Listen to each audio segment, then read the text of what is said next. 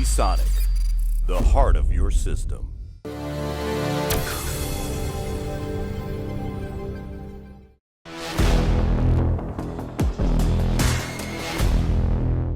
Alright guys, Dominic here for Kit Guru, and today we are reviewing the ASUS ROG Strix GTX 1650 Super. So this is the card we have already unboxed, where we kind of looked a little bit at the design of the card and also the core spec of the new GPU itself. But in this video we're really going to be talking about the actual gaming performance of the Strix 1650 Super, as well as its thermal performance and also the noise levels. So coming in at £200 here in the UK, the Strix 1650 Super is the most expensive card of this series that I have seen online. So it does have a number of extra features over some of the kind of cheaper 1650 models, such as the onboard dual BIOS. There's also a metal backplate, and there's even an extra onboard fan header. Considering other 1650 supercards do start at £150 though, that gives this Strix card a 33% price premium. So is it worth the money? Well, if we start off with a look at the design, we have seen a number of Strix cards over the last year or so, and they all have generally pretty similar design language. So the 1650 Super has a matte black plastic shroud, and while I wouldn't say it's an overly aggressive or overly intense design, certainly not like the ASUS ROG Strix GTX we reviewed a few weeks ago, there are definitely a few kind of sharp edges and kind of aggressive elements to the design, which does give it a little bit of that gamer aesthetic. That said, I do really like the fact that it is entirely matte black, so there's not a hint of colour anywhere on this card, so it would be really easy to drop into a colour coordinated build. On the front of the card we can also get a look at those two Axial Tech fans. So these are quite large for a 1650 Super, measuring 100mm in diameter or 95mm blade to blade. And being the Axial Tech, they have that kind of ring going around the outside edge of the fans, and according to ASUS this does help increase overall downward pressure onto the heatsink itself.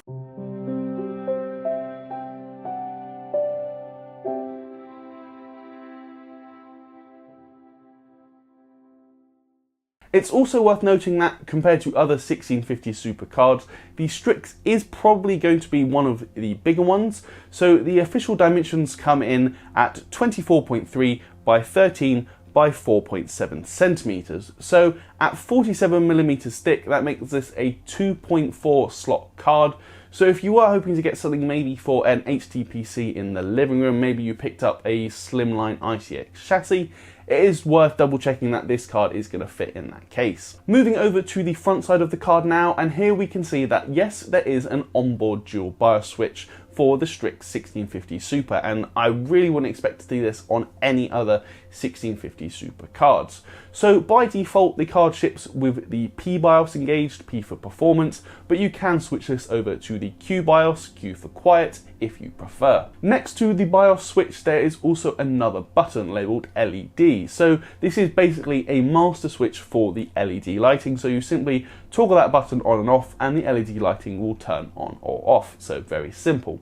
The RGB lighting itself is actually quite simple. It's limited to just the ROG logo on the front side of the card, so it's really not that bombastic or anything too crazy, and personally I do quite like the minimalist look, but if you do want to turn this off easily with just the push of a button, the Strix does have that functionality. Turning the card over now and we get a look at the backplate. So it's a full length design with just a few cutouts around the back of the GPU core, but the main thing really here is the metal construction. So again, this is going to be a rarity for a 1650 Super. If any of those cards do have backplates, they're likely to be made of plastic, so the fact that it's metal is definitely an extra premium feature for the Strix. Although then again, it probably does go some way to explaining why this card costs £200. Other things to note also include the 6-pin PCIe power connector. This is standard for all 1650 Super cards, as unfortunately, unlike the 1650, the card can't draw all its power through the PCIe slot. After that, we can also get a look at the display I/O, and for this Strix card, ASUS have outfitted 2 display ports and then 2 HDMI. Taking the card apart now is really easy. You'll need to remove 4 screws from the back of the card,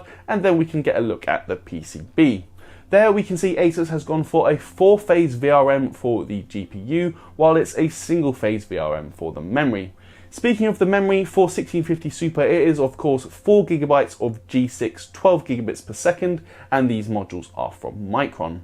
Lastly, taking a look at that GPU, we already mentioned in our unboxing video that 1650 Super does use the TU116 GPU, and here it is labelled TU116-250. As for the cooler, this uses a single fin stack with two 8mm nickel plated heat pipes. These heat pipes actually make direct contact with the GPU die, but interestingly there's no additional cold plate for either the memory modules or the VRM. Two of those memory modules are covered by a thermal pad, which in turn contacts with two heat pipes, but the other two memory modules and VRM are left bare. But it is worth pointing out that on the underside of the card, on the rear of the PCB, there are an additional two thermal pads which will draw some heat away from the back of the PCB and use the backplate to help spread it out. So that is pretty much it for our look at the design of the card, and now we're going to move on to gaming performance. So in this video we're going to be focusing exclusively on our 1080p gaming charts, which I think is definitely the best resolution for 1650 Super, but if out of some curiosity you are interested in 1440p charts, you can find those over on kitguru.net. So then, getting the charts up for you now guys, I think the first thing really to point out is that throughout the rest of these benchmarks, the 1650 Super is actually relatively competitive with the RX 580. In fact, on average we saw it outperforming that card by 5%. So of the 10 games we tested, we saw the 1650 Super coming ahead of the RX 580 in 6 of those games, while the RX 580 is faster in the other 4. That is quite a turnaround for the 1650 Super, considering just how slow the 1650 was back when it released, I think in April. And actually the 1650 Super Strix is on average 40% faster than the vanilla 1650. So that really does go to show just how much faster the 1650 Super is.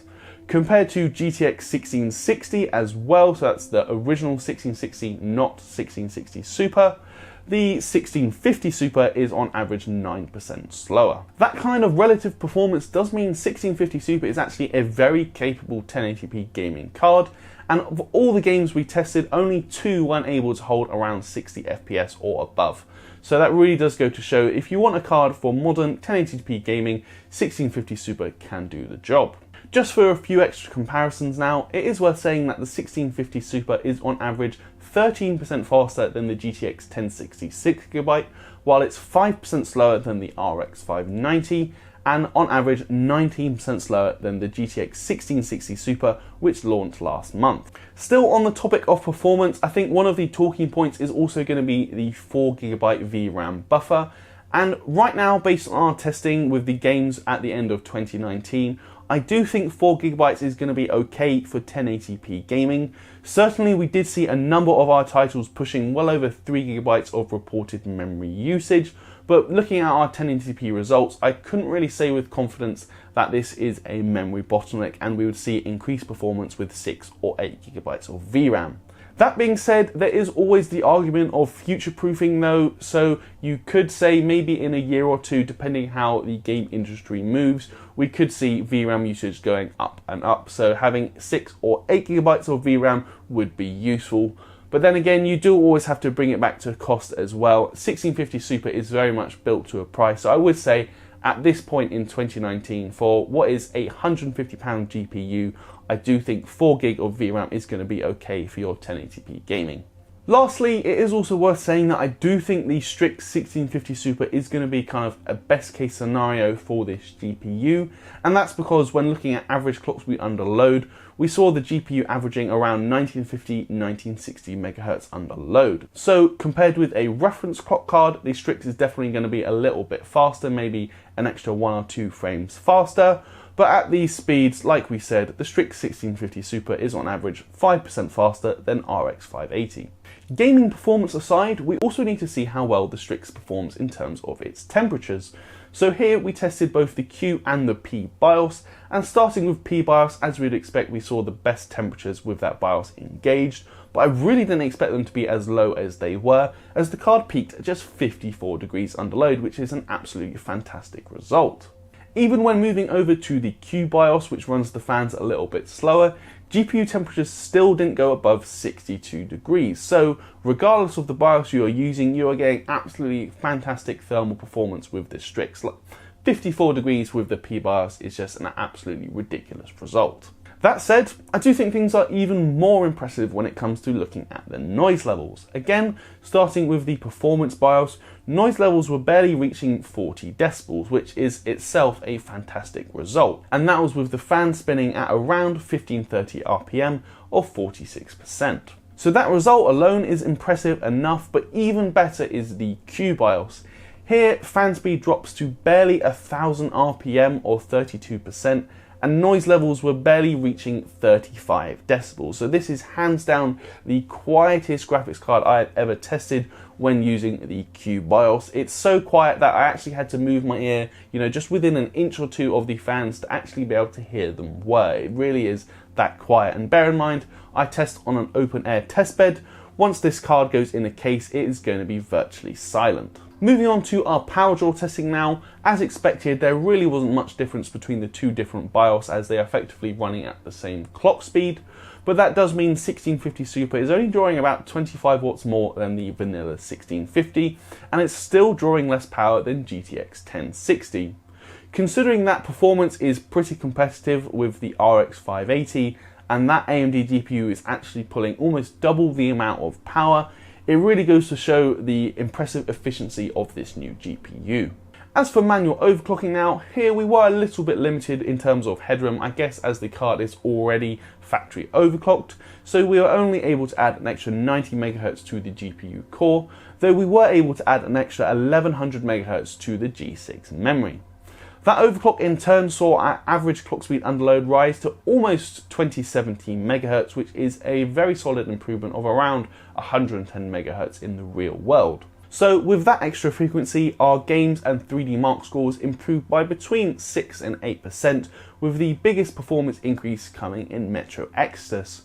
Overall, I'd say that is a decent overclock. It's nothing out of this world, nothing crazy special, but an extra 6 to 8 performance is certainly decent. Power draw did only rise by 17 watts though, so not really that much of a significant increase, so for a 6 to 8% performance increase, I would say that overclock is well worth it. So then, wrapping up this review, I have to say for the conclusion of this video, it seems to me like there's two different conclusions that need to be made. The first is in regard to 1650 Super as a whole, and this is definitely a strong offering from Nvidia. It's pretty competitive and even slightly faster than AMD's RX 580, but it does offer significantly increased power efficiency.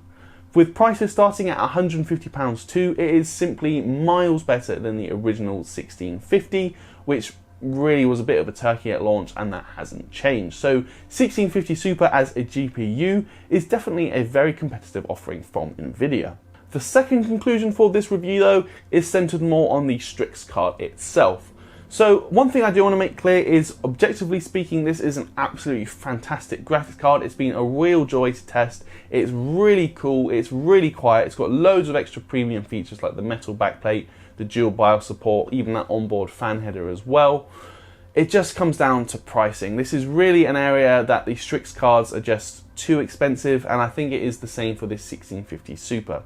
Priced at £200, looking online this morning, I was actually able to find 1660 cards, which cost less than this 1650 Super, and at the time of filming there was even one 1660 Super card, and that's 22% faster. There was one 1660 Super card priced the same as this 1650 Super. So yeah, okay, I get that ASUS is positioning the Strix as kind of like its flagship premium offering, but that line of thinking doesn't really work at this end of the market. If you can spend £200 and get a card which is 22% faster than this Strix, you're definitely going to do it. It's a bit of a no-brainer really. So that's kind of my conclusion in two parts. 1650 Super, I think at £150 is a very competitive GPU. Could I really recommend buying the Strix at £200 when there are faster cards available for the same or less money? No, not really. Maybe if you find it on sale, then like I said, it is objectively speaking a fantastic card, but at £200 it is just too expensive. Anyway guys, that is going to do it for this video. This is my review of the Strix 1650 Super. If you liked it, you can give us a thumbs up. Also leave me a comment down below. Let me know, are you buying a new GPU in the run up to Christmas? If you like this t-shirt I've been wearing as well, you can check out our merch link below. We'd also love to chat with you guys on Discord, so you can find the invite link for that in the description. And lastly, if you'd like to get some of our content early, as well as get access to exclusive giveaways, you can consider backing us on Patreon. Until then though guys, I'm Dominic 4Kit Guru, and I will see you in the next video.